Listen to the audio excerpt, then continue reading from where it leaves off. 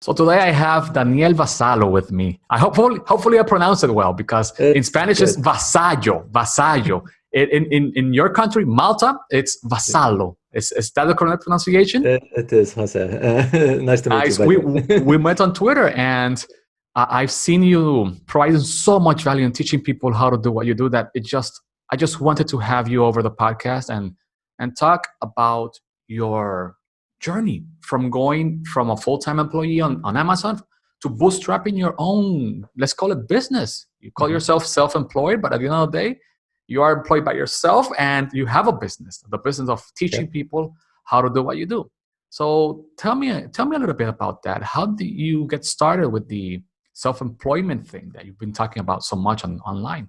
Yeah, I think so. I spent quite a few years as an employee. Mhm. Sort of, as soon as I left school, I joined a couple of small companies back in Malta. Then I had an opportunity to go work at Amazon in Ireland, and I took it. And then Amazon offered me to move to the US, and this is why I kept going to the common default path that many people in my field, like I'm a software programmer by by trade, sort of the default path that people take, right? That you find a good job and you keep growing at it. And I think things were going really well by many measures. I was getting very well compensated. I was getting promoted. Sort of my job sort of was quite fun to do. But I Mhm. think something clicked in me at some point. I think a few years back, where sort of I looked at other people that had been in the company or in other companies for many years, 10 years, 20 years, and I didn't envy their position. Like I basically didn't say, I really wish like I was in their shoes. And don't get me wrong, like these were highly skilled, highly knowledgeable people. Like I would have loved to know what they know. But it's sort of I didn't like their job, right? The sort of the bureaucratic corporate life, 9 to 5, sitting meeting after meeting, Oh man, and don't tell me about it. yeah, Horrible. I don't miss no, anything from no, that. no, I agree. Like it's, and I think the challenge was that sometimes it's easier to leave a bad job than a one that's working well. Right? Because I mean, if you're going to hell, it sort of invites action, right? You change, but sort of you get trapped very easily in these golden handcuffs. That you're comfortable, you're getting very well paid. You basically, and I'll admit, I still believe that it's unlikely that we're going to be making more money self-employed. Like if I wanted to just maximize income, I would have likely stayed there, keep getting promoted, getting bonuses, and so on and so forth. And so this was sort of a little bit of a dilemma, right? I mean, what do I want to do? Should I keep going that comfortable route, or do I imagine a better lifestyle for myself? And that's how I started thinking about it, not in terms of growth or some ambitious goal. I want to, earn so much or buy a house or sort of do this or that. But I started imagining a different lifestyle for me and my family. Like I have sort of 2 young kids as well, and and sort of this lifestyle that I started imagining where I could work, choosing my own hours, choose whatever I wanted to do, not having to justify and ask for permission for things, work from wherever I wanted to do. Sort of I started to like that imaginary lifestyle a lot more. And then basically, since I started thinking about it, it was very hard to keep to stay where I was, like regardless of how much they were paying me and just sort of how much things were going well. And this, like this, I'm describing it like as if it went very quickly. This, to be honest, took like probably 3 or 4 years in my head, like since that click and until I made myself leave.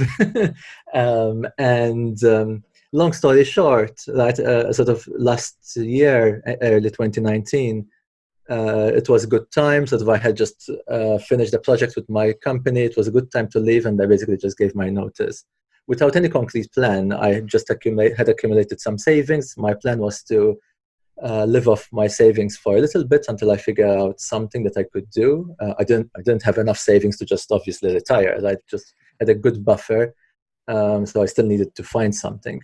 And then basically I took it from there. And we touched about it. One of the main reasons I started sort of helping online and building an audience and things like that is because pretty much like the day after I left. So I left my job on a Friday. On the next Monday, I sat here in the same desk. I thought I was going to start building something. I'm a developer. But then I had like this small crisis in me. Like I thought, wow, I mean, out here, nobody knows about me. When I was at Amazon, like I had some reputation. People knew about me. I had been there 8 years. But in the outside world, like I was completely unknown. Like I had like 100 Twitter followers, never wrote anything, never published any open source. Like it was just completely You were obscure. completely employed by Yeah, these exactly. people, and you had nothing outside of your employment. Exactly. Everything that I had done before was just logged in the companies that I had worked for, right? And just so then again, like I had sort of this skin in the game that I had, like now I need to figure it out for myself, sort of made me realize that, it's probably unwise to just build something, spend, 3 months, 6 months on it and then release it and then nobody sees it. So I started thinking about, I mean, what could I do like to change this so that I get some attention whenever I need to release something? And to be honest, like I just started experimenting. Right? I wrote a couple of blog posts and they got some attention. Mostly the first one was pretty much explaining the same story that I just described, the reason sort of why I chose to leave a very good job, right? And it sort of got me the first few 200 followers. Mm-hmm. And then I kept doing it. Like there's a few other blog posts about how I arranged my financial sort of situation to sort of take the plunge. And I kept sort of, and then I mostly settled on Twitter. Twitter sort of, I found it to be sort of, it fits my way of writing and thinking, like this sort of short sound bites, and I sort of enjoyed sharing in real time as I was doing things. As sort of I was Mm-hmm. figuring things out on my own. I was sharing things pretty much in real time as soon as I stumbled on them, and basically things started to grow slowly from there. Right, it wasn't really one magic or silver bullet that just made it happen. And yeah, I'm super surprised. To be honest, I consider now that my Twitter audience is probably the biggest asset that I have. Like in these sort of 15 months since I started, I have about 33,000 followers.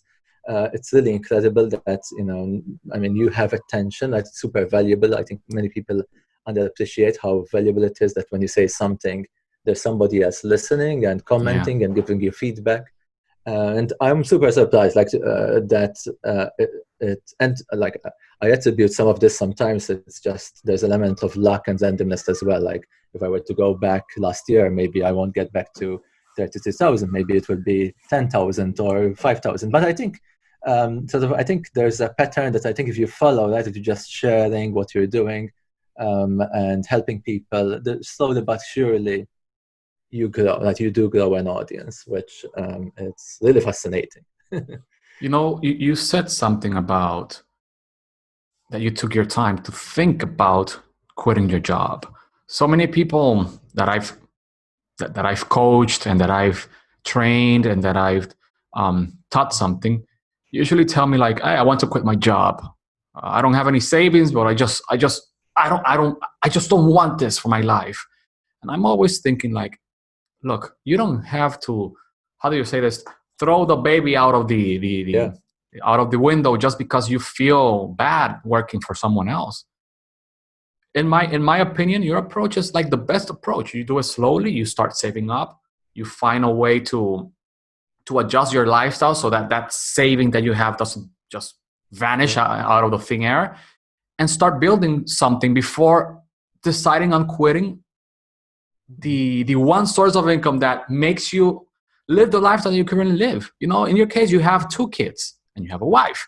So I don't know if your wife is employed or whatever, No, but she usually, doesn't. Yeah. Yeah. Yeah. yeah. So you were Yeah. the main So. provider, at least in the Mhm. Yeah. in the financial part of your family.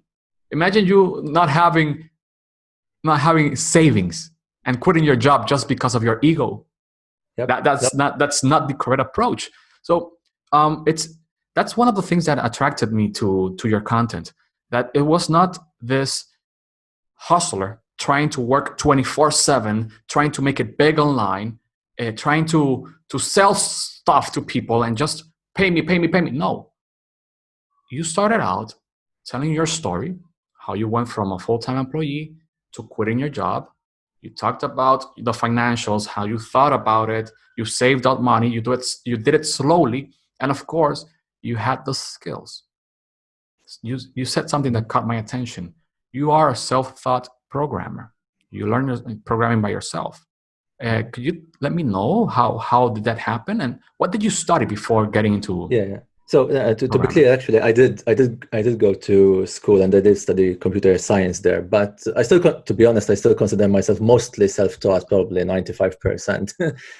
I think like many people. So you're saying that going to the university is not a good investment? Oh yeah. So to be to Hey, I'm be just com- joking. I'm just no, joking. no, I'm just no, joking. absolutely. To be completely honest, I think the only thing the degree helped me with was with immigration in the United States, because it would have been Oh yeah, I significantly saw you harder. tweeting about that. Yeah, That because you got like the green otherwise, card. You got a green yeah, card, the green or card, was and it? even to just get in with the temporary visa and things like that. Like it's, Mm-hmm. I mean, it's possible without a degree, but it's like significantly, probably 10 times harder.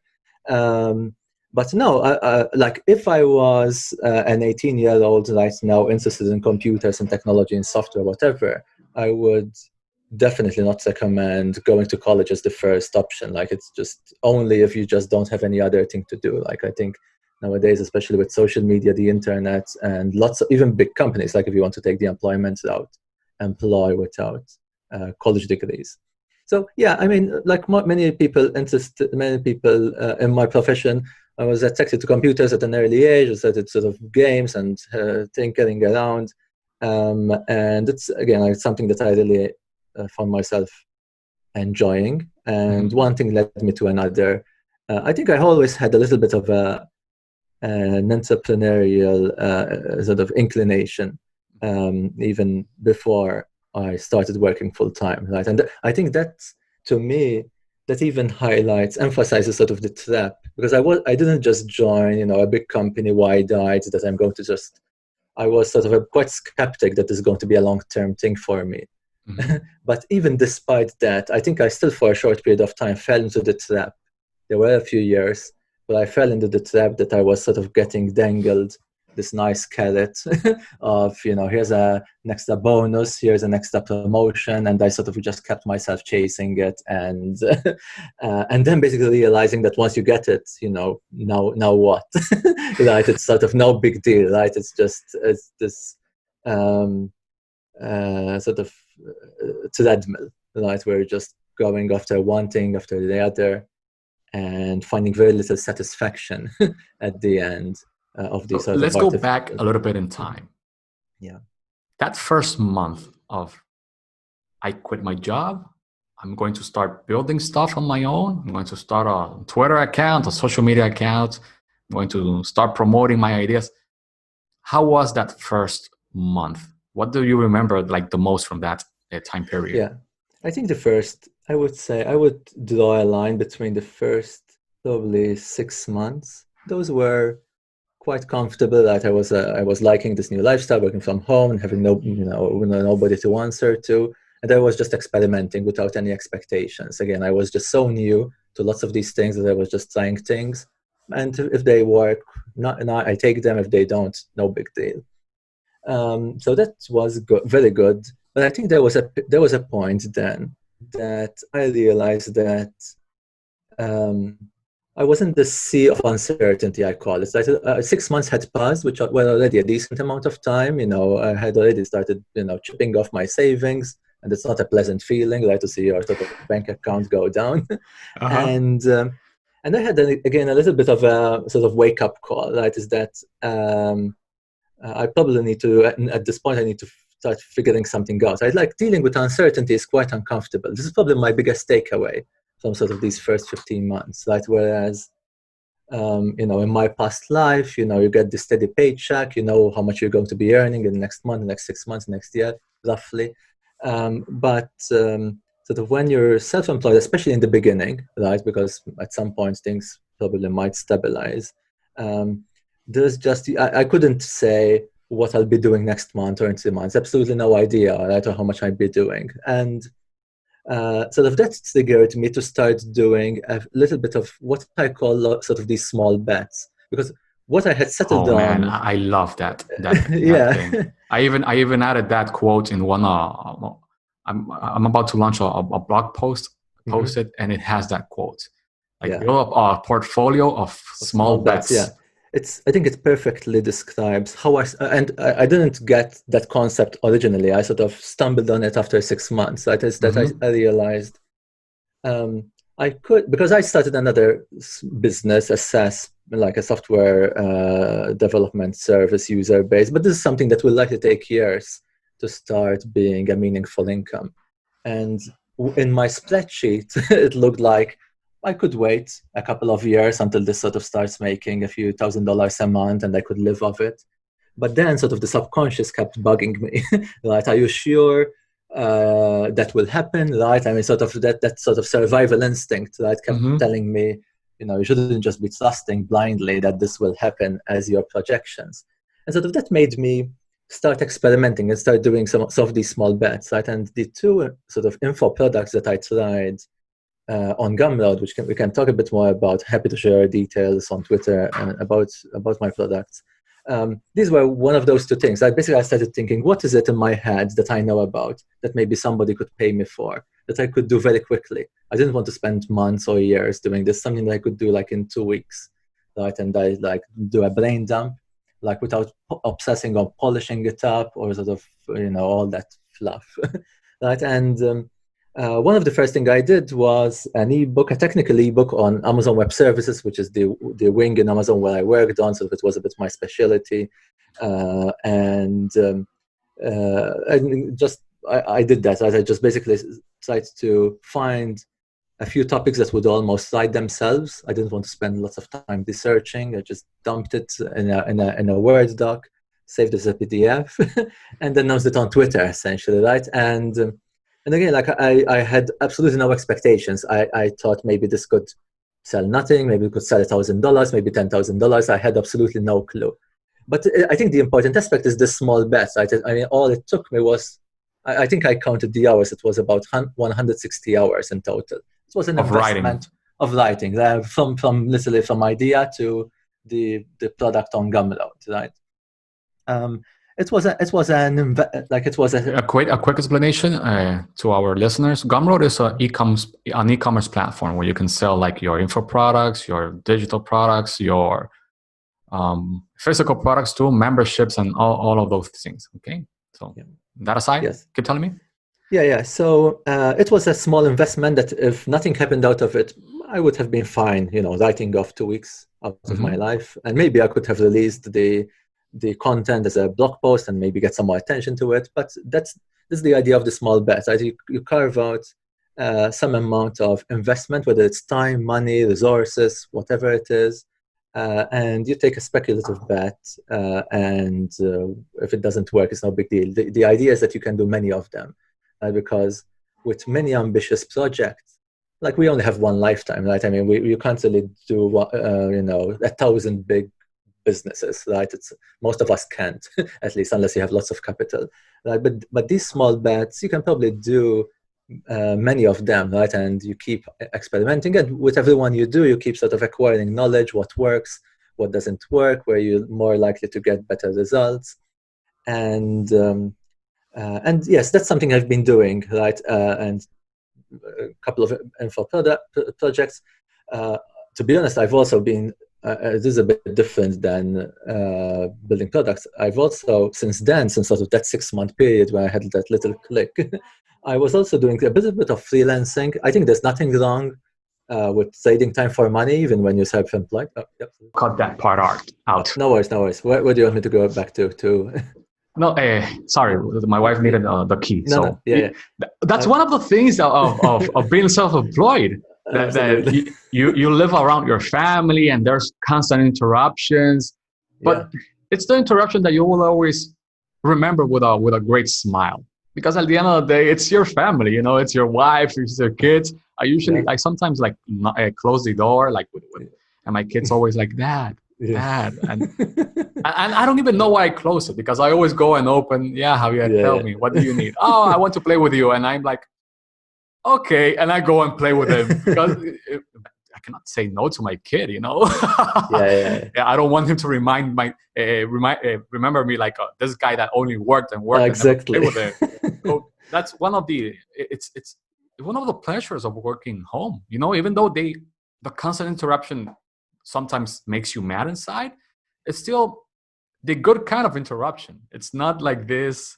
I remember I worked I went in a place that I really liked working, but sometimes some of my friends, my coworkers came and they just wanted to talk about things that I didn't want to talk about, and I had like Yeah. I'm like with my headphones on, I'm like, okay, I don't take my hands away from the keyboard. It's like, okay, in my head I'm thinking like, don't you notice that I'm busy? Look at my Yeah. hands on the keyboard. It's time for you to move. But you know, you cannot be an asshole like that with your Yeah. coworkers, because there's nothing positive from that thing. So that is like, keep telling me about the small the Yeah. portfolio Yeah. of small bets.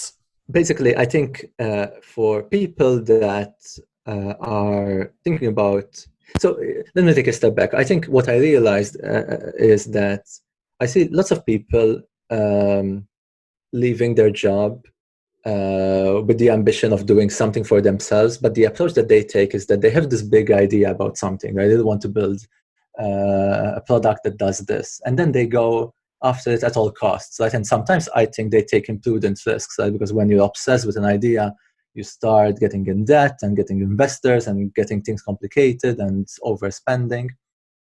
But I think a much more robust approach is that you flip it around. You start with your reality. What do I have? How much time do I want to invest?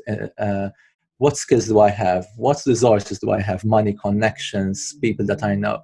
You start with your reality, and then you start finding ideas that might fit, right? That are viable, that you could try. And sort of this is what happened with the first ebook that I wrote. Basically, I stumbled on having a decent audience already. I think at the time I had already about 10,000 Twitter followers. I didn't build them for the book. I had absolutely no idea I was going to write a book when I You was just building. threw the book at their faces, like, Yeah, hey, no, I here I mean, have a new book, purchase it. no. What happened was that a decent part of my audience is other programmers. I think probably more than half of it is. And so if I started realizing that when I talk about programming topics, there was interest, and that made me think that this is an opportunity in my current reality right now. I have a platform, I have an audience interested to know more about what I think, about my own perspective on certain topics. So I think that gave me. I don't like to call it validation. Like many people like to use the term validation. I think validation is too strict. It sort of means that it's nearly almost certainly going to work. I think there's nothing that is almost certain, right? And but it sort of shows you a signal that there's interest, that it might be worth trying. And then once you realize that, I think in the small bet concept, you say, I mean, what's the minimum amount of effort and investment that I could put into this to try to get some, meaningful results out of that, right? And sort of you keep playing with ideas like that, right?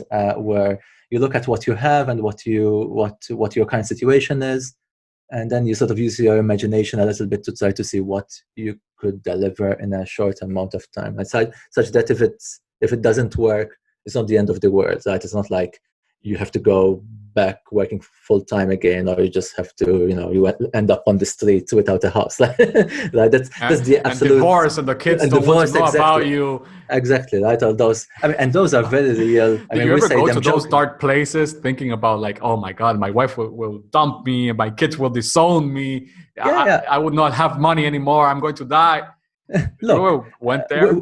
we're joking, but I think the situation when I was working at Amazon, I mean, the reality was that many people, despite being super comfortable in their job, extremely well paid, like with $1 million home, everything paid up and whatever. I mean, their life was many of them falling apart for these reasons, right? Because they're spending all their time at work. They leave to the office before their kids wake up, and they come back, they're about to go to sleep, right? And it sort of puts lots of stress and strain on everything, because you stretch your life to the limits. Right? That's something that I'm not willing, as much as I can. Right? I understand that sometimes you have to do it depending on the situation, but my preference is to not stretch it to the limit. Like what you were saying before, right? I don't mind when my kids distract me, right? It's okay. I take some time off. It's a small break, play with them, right? And you just do it whatever time you end up finding available. I'm not trying to optimize it. I'm not just trying to squeeze every second or every minute out of my life to just earn a little bit more and or produce a little bit more. Right? It's just it takes all the enjoyment out of life. I agree. I agree. And talking about enjoying your life, how have you been like using, let's call it this freedom of time from not being, at the work from 9 to 5 or from 7 to 6 or whatever, and just being able to spend all day doing what you like? How would you describe that new lifestyle that you have? Yeah, I think so. There's some obvious benefits which I think are quite obvious, that you get to choose to spend more time with family, and again, like you don't have to ask for getting leave, and you can just make those decisions yourself, which are a significant improvement. But I think even if we just focus on the working part, rather than getting yourself pegged with, like when I was an employee, my time was pretty much sliced into 1 hour pieces. There's meetings, you block some time for coding, you block some time for writing, and it's always packed calendar, I call it, right? Whereas now it's completely different, right? Now I have a little few obligations, maybe not even, I don't know, maybe 5 hours a week where people ask me something and I have some customer support and things like that, but a very small amount of time, and the rest is pretty much wide open, right? And I like it because I can sort of let my inspiration guide me, and let sort of what the opportunities guide me as well. Like last week you invited me for a podcast and jumped on it, so I didn't really have to check my packed schedule and sort of find a slice where to put you. Right? And sort so of without going into really deep details about your current lifestyle, what happens when you wake up until you like go to bed again? What does that look like? I think it's hard to describe because it varies a lot day to day, right? So it's there's always, so I wake up, spend some time with my kids. They wake up early, then sort of at around 10 a.m. my time, I sit on my desk and I just try to go to all the obligations I have for the day. If I have like emails or people wanting a refund or sort of people asking me questions, I try to get rid of them. And then it depends. Then what happens in the rest of my working time depends a lot on many random things, right? So it's hard to describe a template. So it could be that I'm sort of working towards releasing something or whatever, so I might be focused on that. Or I think the most common thing is that I have nothing clear, so I just sort of see what I feel like doing. Do I feel like writing a new blog post, or describing something that I've been thinking about on Twitter, or finishing up that feature, or maybe start thinking about something? I don't really force myself to do things. That I like sort of letting me in the chaos and sort of use inspiration as sort of a drive for energy. You can't always do that. Right? Sometimes you just have to obviously put a deadline and say I need to do it, and you do your to-do lists. But like for example, today after this call, I have nothing planned. Right, I will probably browse Twitter a little bit, and and I'll see right where the day takes me. But it's not, I think the important thing is that nothing is rigid, and I'm really embracing and liking that. Like that, if it's a sunny day now here in Seattle, the weather is a bit random as well. If the kids come back and we need to go play in the park, we might just do that. So then I come back and maybe see if there's something I can do.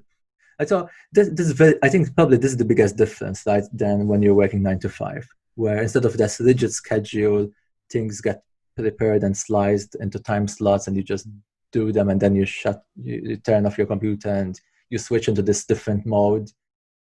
Things are always just in flux, right? And it fits. I think it fits my personality a lot. Maybe not everyone.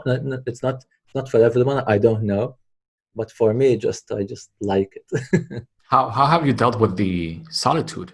Because you go from a 9 to 5 job where you're surrounded by people just to being basically alone at your house. You have your family, of course. Yeah. So before, the COVID lockdowns and whatever, to be honest, it wasn't that bad. I was still meeting with friends and colleagues here locally in Seattle, once or twice a week. I was meeting with someone, which I think was a good amount for me. I'm not the kind of person that I need to be with people all the time, right? 8 hours a day or not even every day. And as you were saying before, right, I think I find myself not getting into sort of conversations that I really not really interested in, but being able to just, go grab coffee with somebody and just talk for a couple of hours about what we're doing, I think was an even better balance than when I was just in an open office with lots of other people around me. Right? I think I prefer it this way, right? That it's intentional um, correspondence. It's unfortunately now with the lockdowns here in Seattle, especially, things are a bit different. Hopefully, this will be temporary and Hopefully, we'll yeah. get back to back to normal. Hopefully. So you've been providing so much value on Twitter. And I believe that's one of the reasons why people have, let's say, followed you. Mm-hmm. Because you started by teaching people how to do what you do. You started teaching people and showing your story, how you went from being employed to being who you are right now, a self-employed, let's say, person. What would you suggest people who are trying to do what you do? Now, of course, it all starts with value, but how do you? What would you say to people who want to get started with this? How can people provide value? How can people teach other people how to do what they do? How do they nurture an audience that actually follows, retweets, likes, sends your stuff to other people that an audience that actually respect you in a way that it's positive. Yeah, it's positive. I think the biggest question that I get from people is that, I have nothing to talk about, right? And I think the mistake here is that, and what surprised me as well is that even things that are seemingly boring can end up being super fascinating to people, especially if you present them the right way, right? If you present some concrete details. I mean, I think basically almost my entire strategy has been I'm just documenting what I'm doing. Basically, every day as I was doing something, I was forming an LLC, a company. I was dealing with trademarks, boring stuff. But I was learning, and I was saying, oh, look, it turns out you need to spend $2,000 to do a trademark in the United States. And I just share a screenshot. It takes me just 5 minutes. But these small things were really, these are the fundamental things that really helped me, right? Start to build the audience in the beginning. Like just these teaching, but not in the traditional way of teaching that we think about. It's not a course. Right? It was just basically the things that I figured out. I was just passing them along. So I think one tip that I definitely would recommend is that to be as concrete as possible. Like I see many people try to sort of teach by just being very vague. My book is doing well on Gumroad. I think it's significantly, like 100 times better if you just share a screenshot of your dashboard. And look, I know there are some pros and cons about doing this, and sometimes it might, you might not want to reveal what you're earning and whatever. But I think if you can, if you're willing to, right, this sort of amount of visibility and transparency just increases your credibility significantly, and it makes things stick in people's head because, again, like concrete details stick, right? And it's really like almost a cheat code into getting that initial boost of attention, right? Oh man, the income screenshots, they get a lot of attention. For a while, I used to post my income, but after it grew to a certain level, I just said, No, I don't I feel understand comfortable that. doing that. Absolutely. Now I don't advise people to do it or not do it. That's something that And it doesn't need to in be your income. field is, Yeah. I believe it has a net positive, because in your field, like programmers and people that just like being alone, because to be a programmer, you need to love being alone with your computer, coding. I would know. I'm a graphic designer. I studied JavaScript as a graphic designer. JavaScript, PHP, some Ruby, and some some of those programming language, because I started with the web design stuff. So I would know about liking and being alone. That said, oh man, I lost the train of thought. What Oh, was I saying? I think you were saying that programmers love to see the Oh income yeah, yeah. screenshots because. So there's something in the programming world that has like caught my attention, and it's this side of the spectrum where they only love the open source and don't charge Mhm. money for your services and just give away all your time for free. And while that has a great benefit as a Mhm. general, it also gives people like now, and this is what I believe, a false sense of how can I say this? Of I do not feel comfortable charging for my stuff because I need to give everything away for free because Yeah, whatever reason. yeah. So I've noticed that when programmers and people in the tech world start selling stuff, I've noticed that the first thing they say is, I used to not like charging for my stuff. Yeah, I felt uncomfortable charging for my services and for my products. And then I saw people throwing money at my face. yeah, yeah, And yeah. it's always like, I always laugh when I see that because it's so common, at least in your side Mhm. of, of having unemployment or a lifestyle or whatever, that they are surprised that people actually want to pay for their stuff. Yeah, So absolutely. I do think that there's a positive things of you showing at least people on the programming side of Mhm. skills and stuff and life, that there's a way to make an income outside of Amazon or eBay or any other big tech company, and Yeah. doing it by yourself, teaching people how to do what you do. And that's something that you've also done with Twitter. You Mhm. launched one almost 1 hour and a half Mhm. video course teaching people how to grow an audience, and I've seen people growing because of your ideas. So what caught my attention from that thing is that not only were you teaching people how to code with your book, with the Mhm. good parts of AWS, but also you were showcasing people how to grow an audience. People saw that, and then you launch a course about growing an audience on Twitter, and you've been selling a lot. So Yeah, I how was did that? surprised. How did you came with the idea of launching a course of Twitter? Because there's so many of Yeah, those right yeah. now on Twitter. How did you actually like No, sit no. down and think about it? Tell me. It was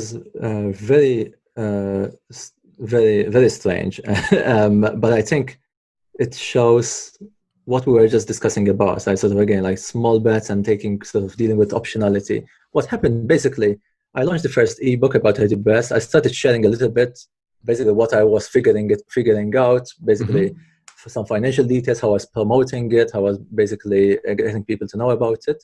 And the thing that stuck most, and which obviously I attribute most of my sales for that book, came from my Twitter audience, right? I mean, almost 90% of it came directly from people that follow me or people that follow me who recommended me to other people.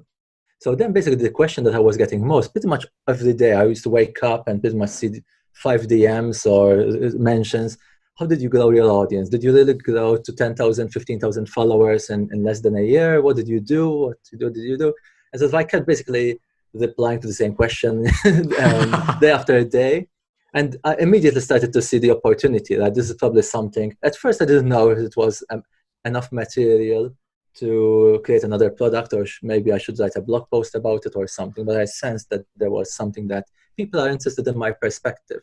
They weren't interested in anyone's perspective. Right? They wanted to know from me what I did in From my you. particular case. Right? And Yeah. that's how I turned around my course. Right? It's basically, I'm not saying that this is the only way to do it or the best way or whatever.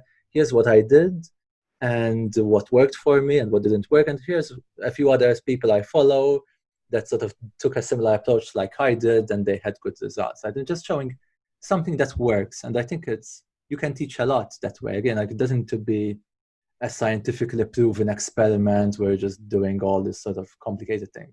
You can teach a lot by just showing something that turned out to have good results. And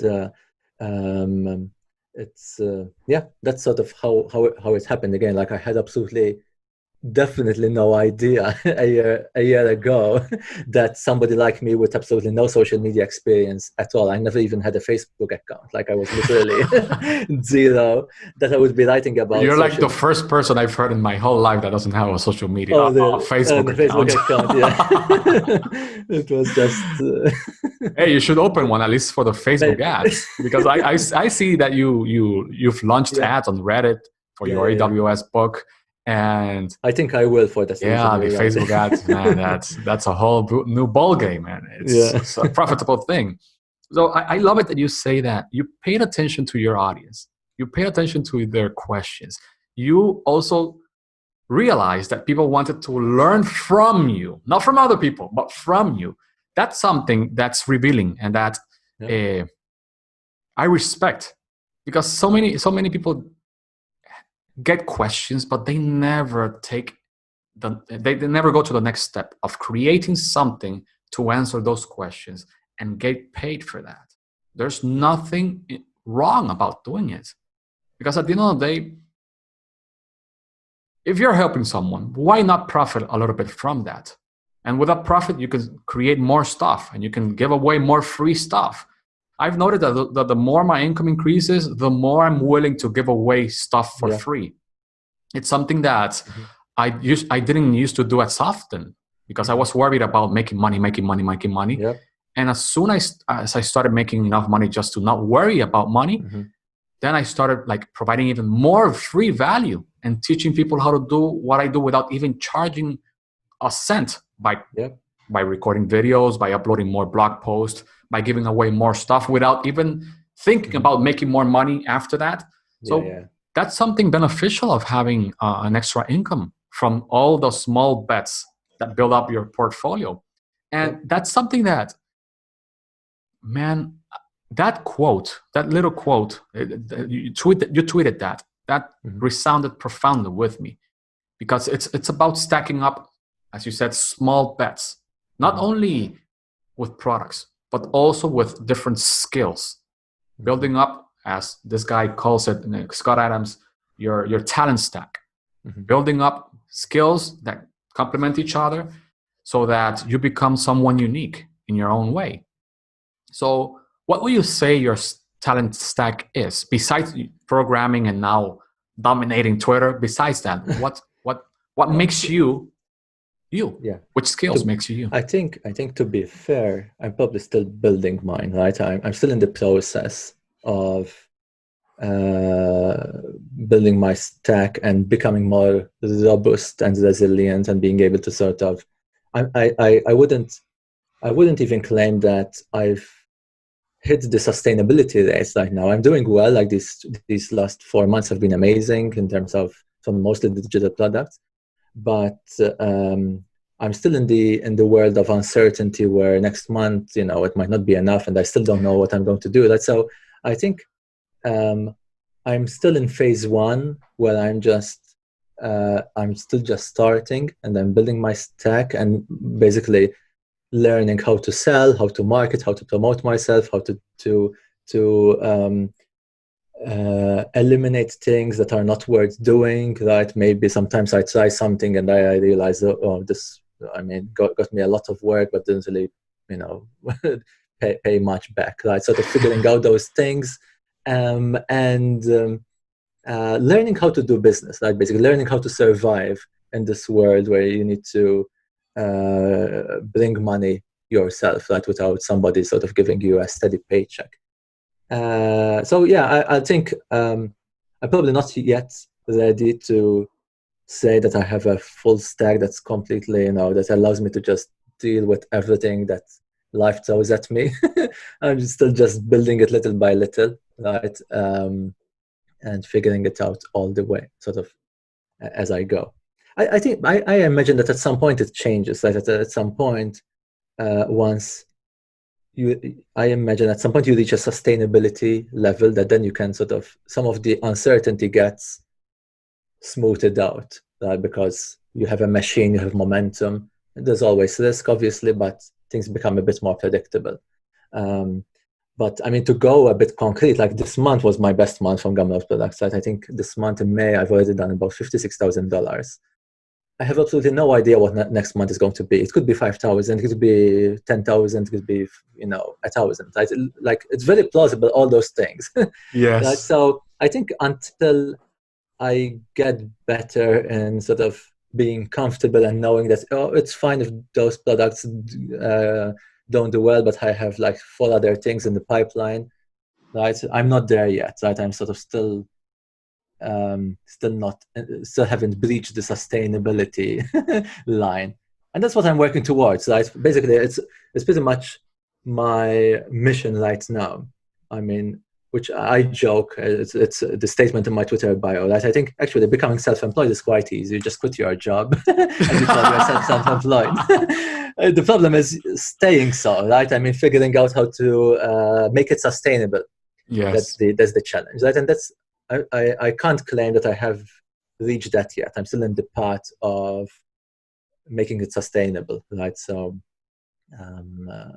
I'll have more answers when I get there. More answers and more courses and more info Maybe, yes. products. That's such a what's the name? I forgot the name in Spanish, man. It's well, I believe that you can understand where I come from in regards to that. Your English is not your first language, so I want to talk a little bit about that before ending the podcast, because it's something that I still struggle a lot with English, man. I lose my train of thought all the time when I'm talking in English. In Spanish, never happens. I don't stutter in Spanish. I don't think. I don't have any like ums and nothing. Spanish is perfect, but English, oh man, I still need to overthink it because it's not my first language. In your case, I can hear it's not your first language. Same thing, yeah. So how do you overcome that? How do you overcome that sense of, man, I still struggle with it. I don't feel English is still at my best. How do you overcome that fear of saying something that it's wrongly said? I think, to be honest, I just gave up trying to make anything perfect. Right? I completely understand there are significantly better speakers than me that speak more clearly than me. Like even my course, right? I didn't edit anything out. I just pressed the chords and left all the ums and all the mistakes and everything. And I cannot do that, man. Give me a little bit of that energy. I think this is actually part of the small bets concept as well. Right? Is that basically I could have very easily spent 10 times more on the course by the recording and polishing things up and rehearsing it 10 times before I press record. But it's extremely unlikely that spending 10 times more time would have resulted in 10 times more sales. Probably not even 10% more. I agree, I'm sure agree. Maybe a little bit. So it's basically this idea of let it be imperfect, right? I mean, it's fine, right? I mean, imperfect doesn't mean that it's crap. It just means that you realize that you are just a human being, and perfection is not something we can achieve. Yeah. And look, the accent, I understand. Some people struggle to understand me sometimes, right? And it's a problem. Oh, I understand you perfectly, man. Yeah, but it's and I know, like I put myself into other people's shoes. Sometimes I hear somebody with a particular accent and I struggle, so I don't take it personally. But it's just the way it is, right? I'm not trying to, again, like maximize or that's the thing, right? That I think helps me a lot. I'm not trying to optimize everything to the limit or maximize everything to the limit. It's just finding something that could work and just trying it out, right? And to be honest as well, like I think something that people underappreciate, and this is super hard to measure. I don't even know if it's really true.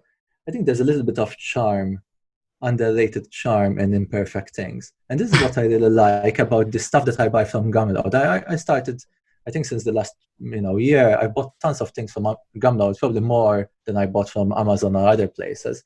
And I like that these are like, they feel nearly amateurish, right? It's that it looks like it's somebody that just opened Word, typed something up, pressed save, right? And I like it. It looks like it's some black market knowledge sharing thing. It's really just people trying to teach you how to do what they do. How to do what they do, exactly. That which is when you buy something from an established publisher, from Amazon, like it's lots of crap in the beginning, lots of acknowledgements, copyrights, legal notices, acknowledgements about I want to thank my wife and kids for being patient with me. Like, whereas you buy something from Gumroad, it's like, straight to the point, right? Yeah, And man, I like that. No stories. It's just here's what you do to get this. exactly. And I try to take advantage of that. Right? It's just, it's imperfect. It fits with my model of just not spending too much time polishing. Look, I don't think my course is, some masterpiece that's going to like live for decades.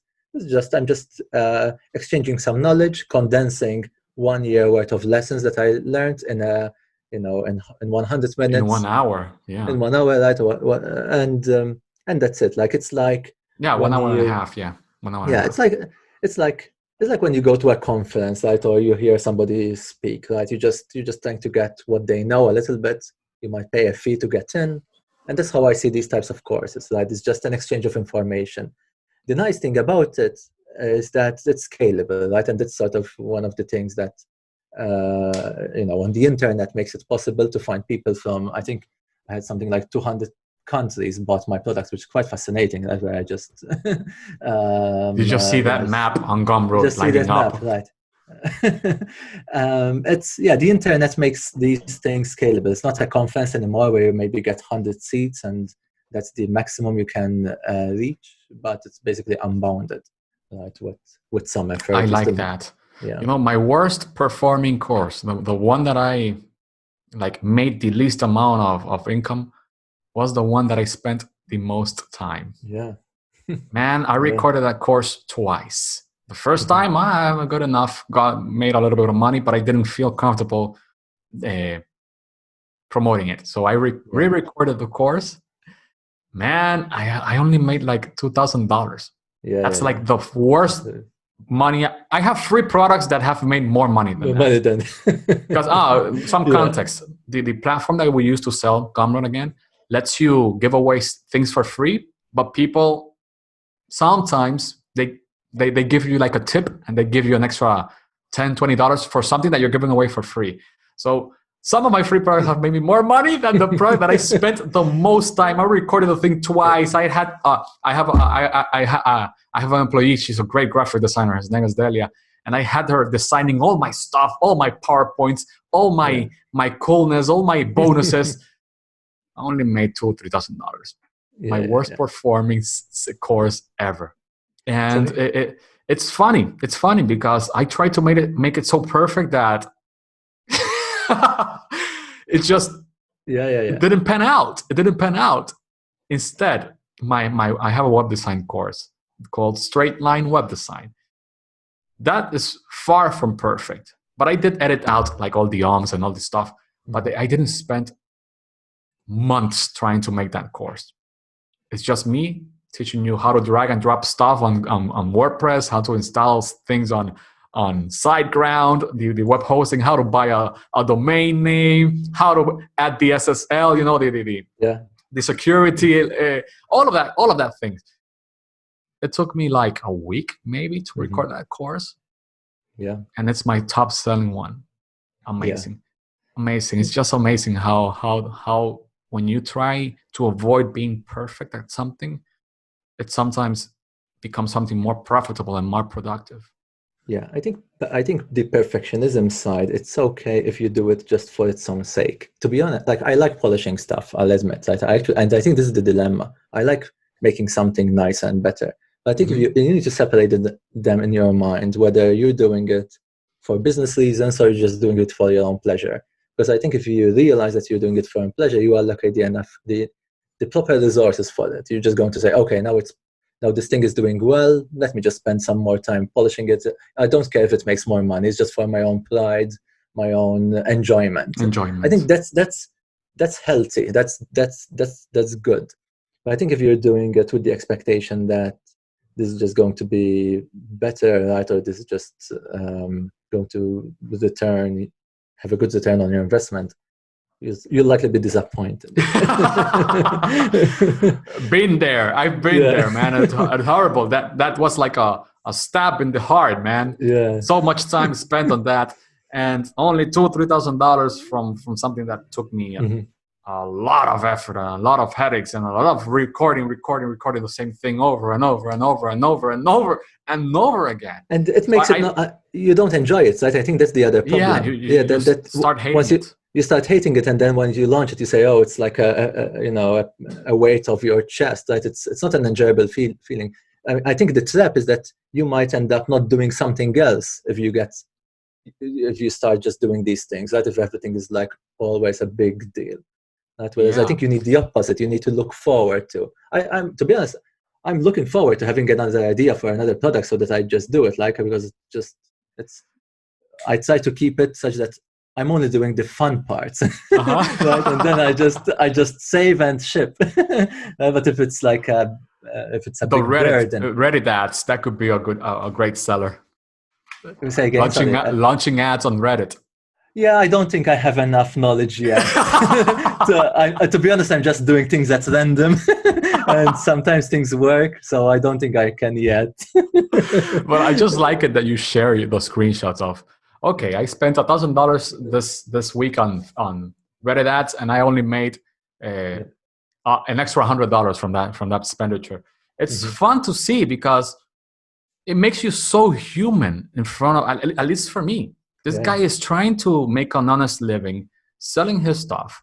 He's sharing all of the process, the good parts and the bad parts. Yeah. And it just makes it so interesting. And that's something that I've learned from you. I don't usually share my own, let's say, progress. It's something that I struggle a lot talking about myself, specifically on online. You know, telling I did this and I failed. It's not something that I look forward to do. I do it on my blog post. On Twitter, I don't use it that much. And in my emails, I also talk a little bit more about my failures. But on Twitter, I still haven't found a way to do that. And I just love it when you say, like, I didn't make enough money, so let me try a different tactic. It makes it so relatable.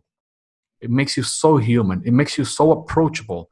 Also, something I liked very much, something recent that you did was, well, you sold the guide, the everyone can build a Twitter audience guide. I suggest listeners, if you're listening right now, stop this video and go purchase that book. That video course right now. I will add the link down below on YouTube. Something that I like that you do is that even though you're not selling this for $1 million, it's, I believe, 97, and sometimes you give a discount for 47 or whatever. You still give people something that, to me, it's impressive. And it's very simple. You just tell them, hey, if you bought the course, reach out to me. I will give you my opinion about your Twitter bio and your Twitter things so you can make the most out of this platform. That, to me, it says so much of your character, that it's not only about making the money, but it's also helping other people to do what you do. That it's such a pleasure to see it, man. No, and I recommend. I think there was a tweet this morning by Sahil, the founder of Gumroad, about something like this. Like that, if you're just starting building an audience, probably the most important thing is not trying to go viral with some blog post or some tweet. It's just go where people are and make yourself useful, right? I mean, use what you know and see how you can help, right? You start with one-on-ones, you start earning one follower after follower, right? You literally, you have to fight for each follower, basically, right? You basically help somebody and they follow you back, or they just keep remembering you, and then sometime later they follow you. And I think it's important to keep doing it, right? I still don't take it for granted, and I still want to keep doing it. I mean, now it becomes a bit easier because there's already a decent enough audience, and you sort of get word of mouth, referrals, and things like that. But I still think it's important to do these non-scalable things, I call them, like these one-on-one conversations, taking a call with somebody, helping with somebody on DMs. It's just, you get a fan for life. Maybe it's a bit of an exaggeration, but you get somebody that, you've helped them. They will probably, even if they don't, right? I mean, again, like, you do these without any expectations. Otherwise, again, you'll disappoint They them. remember. But they remember, right? And sometimes nothing might happen. Sometimes, something big might happen. And this is the whole idea of, when when you're in this world that you're dealing with lots of uncertainty, you have to take these opportunities, right? These things that might change your life sometimes, right? To at the risk of exaggerating a little bit, but you never really know who you're going to help that might end up referring you to somebody or becoming your biggest customer, or making a highly impactful thing just because of that one time you helped, right? So I don't recommend, I don't necessarily say, you not just need to spend 24 hours a day just helping people. It's still in the concept of small bets. I think it's wise to just reserve some amount of time. You say, I'm going to reserve 2 hours a day, whatever you can afford or you can tolerate doing, and just go and experiment, tinker, go on Reddit, answer some questions, post some things, go on Twitter, whatever you want, right? Hacker News, wherever the people in your field are, and just think, I mean, what do I know? What do I have on my computer? What do I have in my hand that might be valuable to others? And just try to package it, give it away, share it, explain it, right? When people reach out, question. I mean, nowadays, I spend 2 or 3 hours at least on Twitter a day. But it's not literally writing tweets. I maybe post 1 or 2 tweets a day in my timeline. But I think I was just looking at my stats. I get something like 150 comments a day, right, on average. And many of them are questions. And it's pretty much most of my time just answering questions, right? So how did you do this? How did you do that? It's not very scalable. I mean, these answers maybe 50 people see them, right? They're just hidden in the comments. Mm-hmm. But again, like, people really, really appreciate, right, when they ask you something, they get an honest answer. And again, I try to go above and beyond by, again, like, just sharing a screenshot. Here's, like, this morning somebody was asking me about Reddit, right? I just literally went to my Man, Reddit dashboard and I just shared a screenshot. This is how it's looking, right? that's such an Super. underrated way of growing your account in any social media. Yeah. So instead of like posting 100 tweets, 100 posts, 100 photos every day, you tweet less, but you reply to more people. That's how you prove your worth. That's such an underrated tactic, man. And I'm glad that you said it. You talked about that, because now that we're living in these weird times where self-employment looks like something more attractive to more people.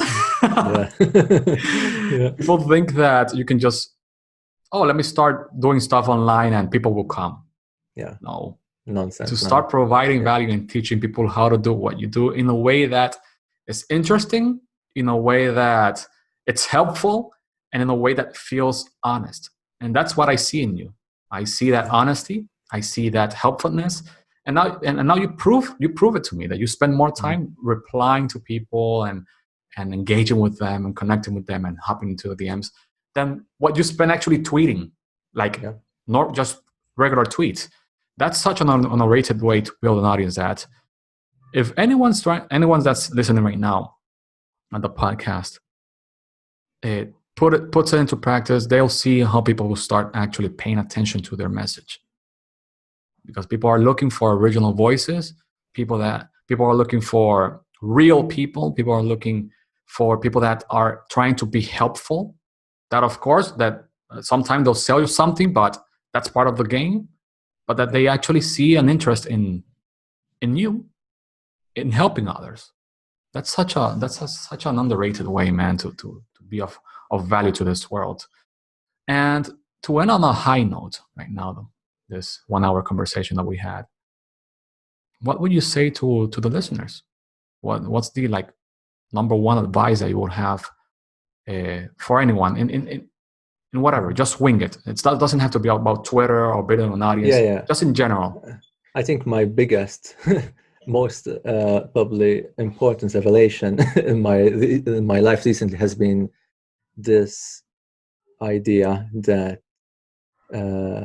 it's really important to imagine the lifestyle that you prefer, right? And you just, rather than chase what society tends to value and glorify, and the default path that school and the other institutions tend to put us on, is that imagine that lifestyle that you really want to do or want to live, including your family and everything, right, that you care about.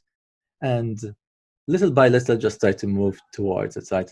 not always possible to just jump directly into it, right? But just move toward it and make it sustainable. And this is probably my most important sort of realization, probably in the last 5 years, right? Not just pursuing income maximization or just trying to earn the most money or buy the most expensive things or go to the fanciest vacations, but it's just something more complex that's very hard to describe. But I think you start learning about yourself, what you prefer, your collection of preferences, like whether it's working from home, whether it's what type of work you do, whether how much you want to work, what you like not to do, which I think it's even more important than what you want to do, right? I mean, the stuff that you really dislike, getting them out of your system is probably even more important for your lifestyle. And just, I think once we talked about this, right? But once you start imagining that world, it starts to become clearer what you might need to do to move from this universe to the other universe, right? And sort of what I'm doing, I think, and what I'm describing is just my own lifestyle. And obviously, not everyone has the same preferences.